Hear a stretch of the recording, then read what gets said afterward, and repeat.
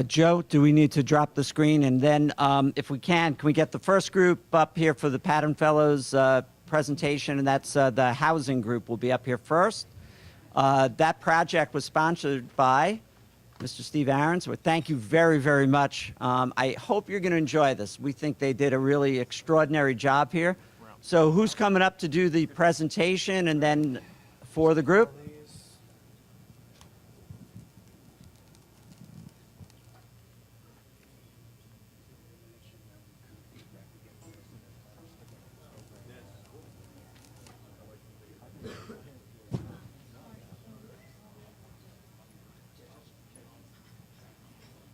Do you want me to just chill here until this is over and then pack up? Morning. Is this working? It doesn't work. Just talking to her, hold it up closer. Is the light on? The light's on. It's on, so just hold it closer to Okay. you and then they can hear you. Okay, so we're the first team up. We're the guinea pigs. Good morning. I'm Jean Golly. I'm Faith Pyatt. And thanks so much for joining us here today as we share with everybody the work that we've done as a team on affordable housing. Before we go into our presentation, I'd just like to acknowledge. Can you all hear me? No. Okay. You're all like. Maybe just hold it. Okay. And hold it closer. Okay. Thank you. Before we get started, I'd like to acknowledge our team: Carolyn Clark, Kathy Collins, myself, Jennifer Mall, Dan Mashad, Ryan Palmer, and Faith. So we're here today, and let's get going. good morning. Thanks for sticking around to hear about our projects. So on behalf of the Affordable Housing team, we would like to thank you for giving us this opportunity to present our findings and recommendations. How many here have adult children moving back home because they can't afford to live elsewhere, or have parents who can't afford their communities because it's just too expensive? I'm sure many of us have been impacted or know someone who has been by the lack of affordable housing. Kevin O'Connor, CEO of Rural Ulster Preservation Company Corporation, was recently quoted in the Times Herald Record saying, "There's no place that has enough affordable housing, not a city, not a town, not a rural village."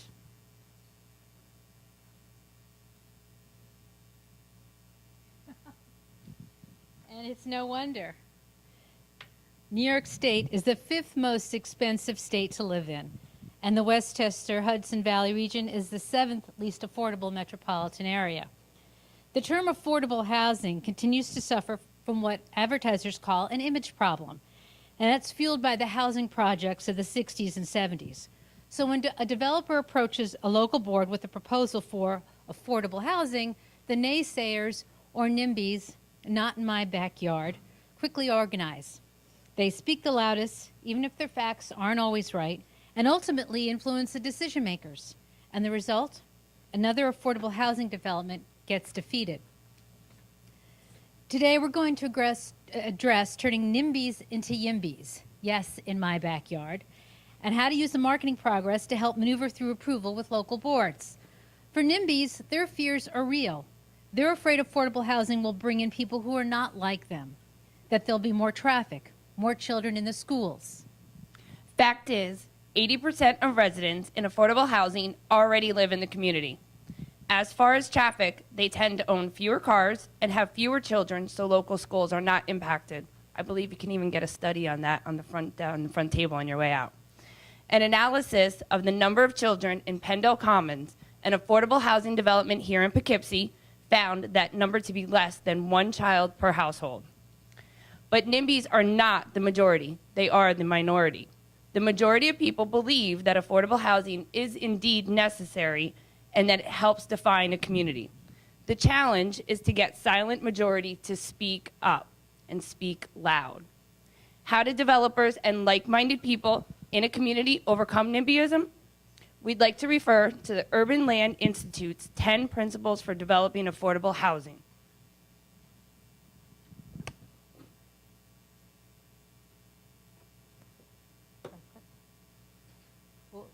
Wait a minute. Joe, you're not helping me here.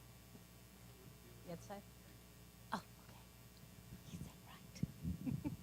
Okay, and they are inspire leadership, build community trust and support, learn the alphabet, do the math, know your market and customers, nurture partnerships, select a site for opportunity, strive for balanced communities, use design to foster pride, empower the residents, and lastly, orchestrate sustainability.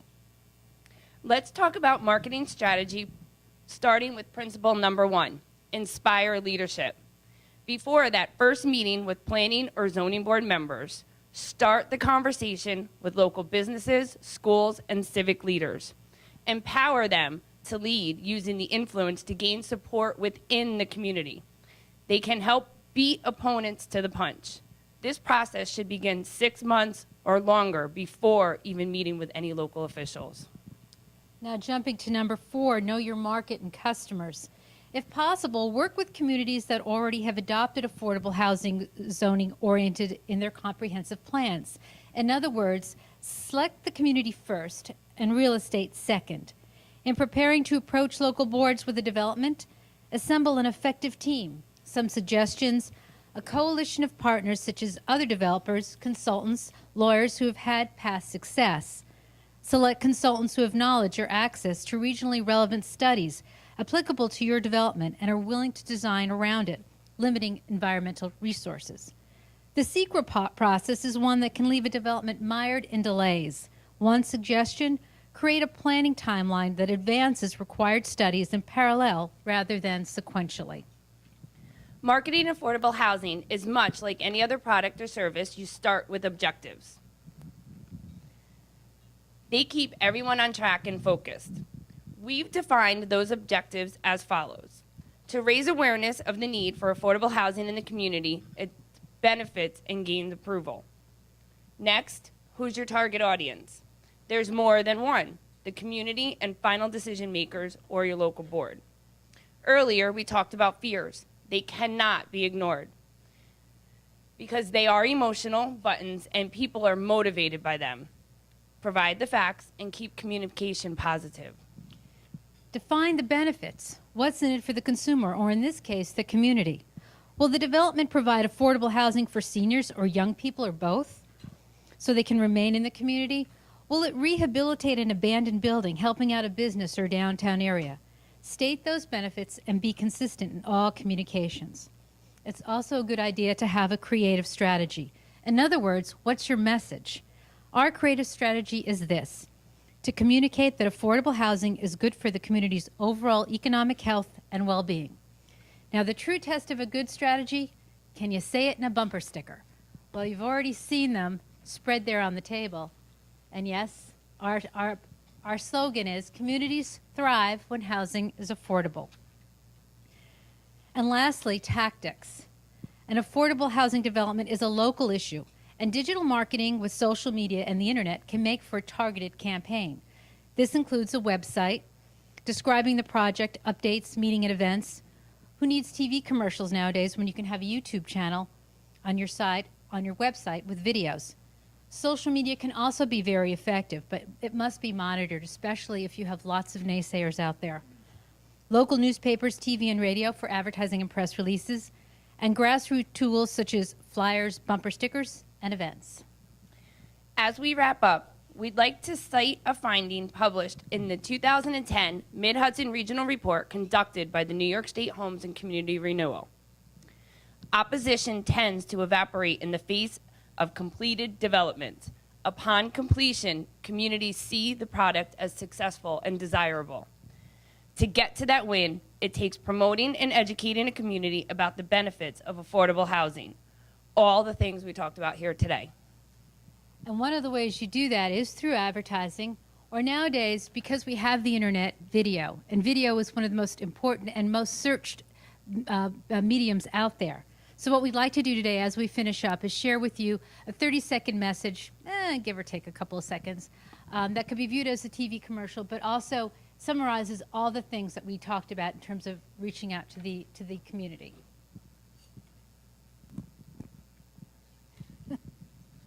They changed the technology, now what?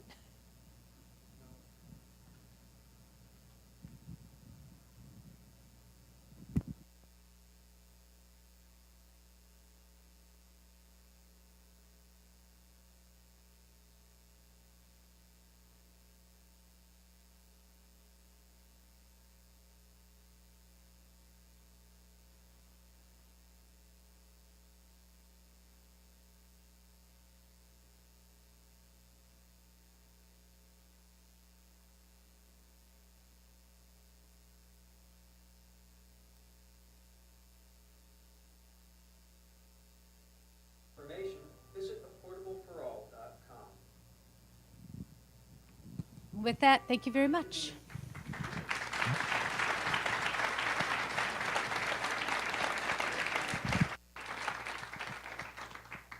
Does anyone have any questions of the team that did this? I think they've taken a pretty thorny issue. I thank again Steve Aaron from Versus for sponsoring it very much. Thank you. It's an issue near and dear to Patton. We've been involved in testifying all over the Hudson Valley on this. But does anyone have any questions for them about what they're thinking or any other suggestions?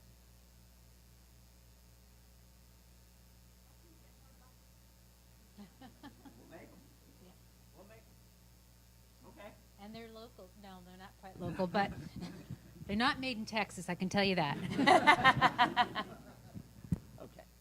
If you'd stay here, would the rest of the affordable housing group come up here for a moment? And let's see, I don't know how to do it. Joe, if you can lift the screen for a second. And then, where's Larry?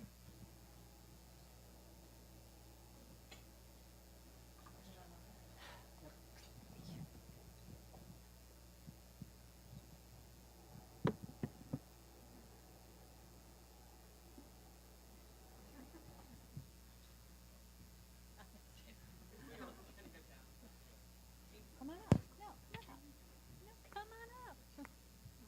Come on up. So they can see that.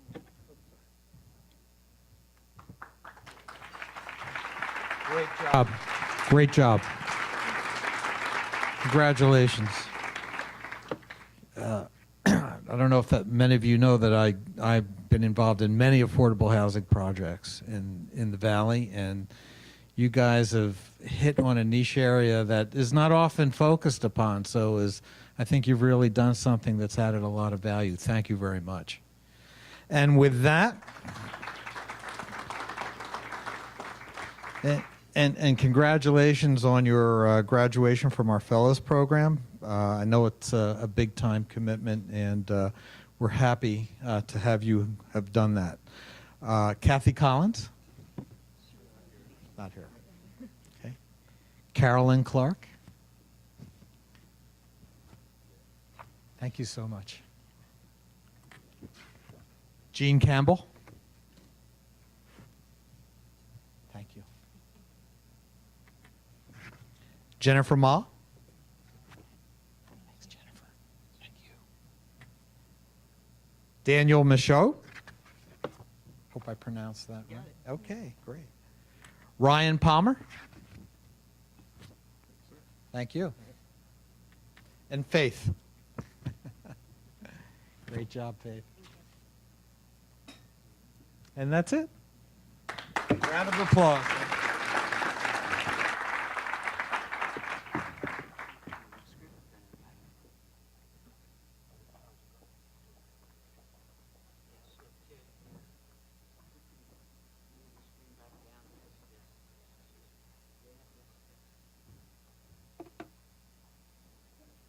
Spadaccini, and our project is Envision Brewster.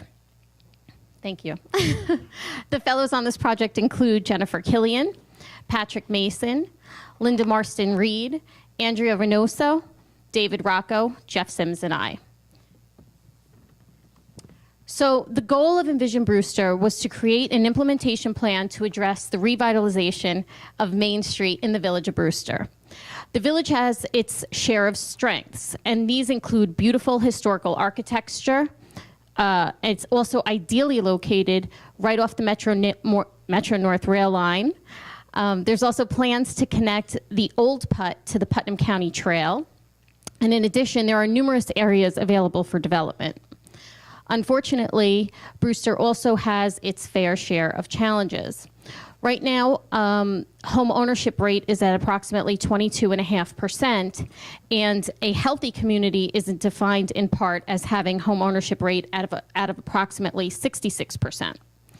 In addition, there's an existing master plan and some strict zoning regulations which may limit the opportunity for growth. Moreover, there seems to be a lack of shopping and community engagement activities. And there also appears to be strained relationships between local business owners and the local government. These are some of the general demographics in the village of Brewster, which you can see has changed dramatically over the last 10 years, and that's according to Census 2000 and Census 2010. Specifically, the village has witnessed a dramatic increase in both the Hispanic and Latino populations, which have increased by 93%, while the non-Hispanic and Latino population has decreased by 28%. Today, the Hispanic and Latino population represents approximately 56% of the total village population. These changing demographics have presented new challenges for the village of Brewster. So we recommend that the village goals include lowering the vacancy rate by encouraging owner-occupied housing, attracting new shoppers to Main Street by developing a variety of shops, services, and eateries, and finally by offering entertainment and community activities right in the heart of the village. One of the core anchors in the village of Brewster is the Garden Street School. The Garden Street School can be used as an adaptive reuse of the school, can be used to open the possibilities of creating new jobs, and the opportunities regarding economic development are endless.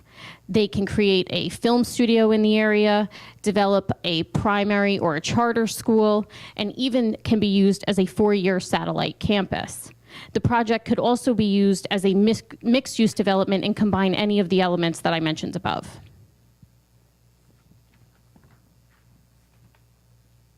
Thank you, Adrienne. So a key to the revitalization of Main Street is the ability to attract high-end retailers to take advantage of the traffic flowing into Brewster from the train station from Fairfield County in Connecticut and Dutchess and Westchester counties in New York. This is a key to attracting and retaining economic growth and stabilization. Retailers could include those that are typically mall-based that have begun populating Main Street locations in recent years, including the Gap, Banana Republic, and the Children's Place, just for some examples. We also recommend that the village seek out and attract establishments that are locally owned and offer locally produced artisanal gifts or foods that cater to the core value of the Think Local movement and are attractive to families invested in the future of their community. Consider collaborations in launching new businesses that combine local products with local food products for impact and sustainability. Possible targets for recruitment could include art dealers or galleries, local groceries, farmers markets, butchers, delis, and bakeries. There is also opportunity to harness the geographic location and proximity to natural destinations to attract ecotourism, recreational, and adventure-based businesses. This element of retail could play to the increasing demand for business, fitness-based attractions and outdoor activities. Examples could include fishing stores, bike shops, and health food stores. The village may consider recruiting a bike rental entrepreneur and situate a bike stand outside of the train station to cultivate Brewster as a Metro North bikers' weekend getaway destination. In order to draw people to the village, we recommend a call for artists to install projects in empty building windows. Exhibitions could be rotated every 3 months, providing local artists with a venue for the public to see their work. Informational signage and inside the buildings, which would be readable through the windows, would accompany the work and would help to promote both the arts and local artists. The village may also wish to consider to focus on what is unique about Brewster, to leverage its existing assets, including the Brewster Theater Company, the Brewster Public Library, the Cultural Arts Coalition, the Putnam Arts Council,